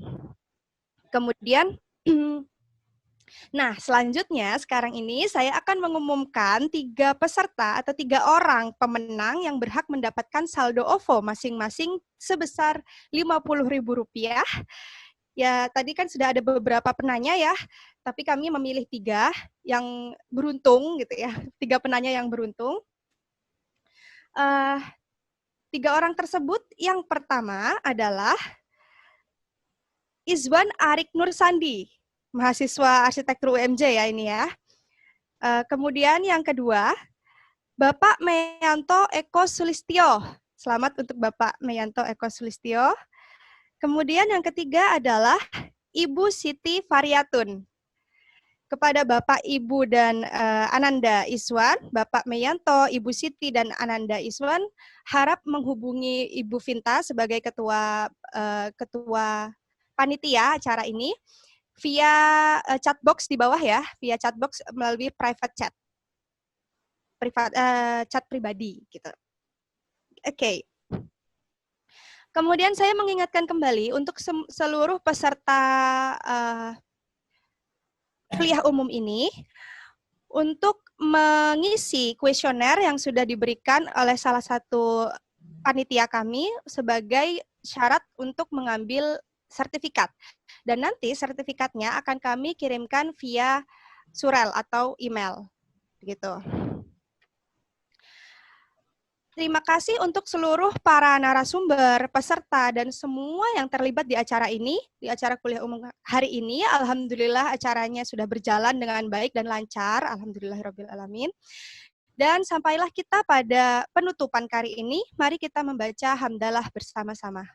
Alhamdulillahirrabbilalamin. Oke. Ya, akhirul kalam. Wabillahi taufik wal hidayah. Wassalamualaikum warahmatullahi wabarakatuh.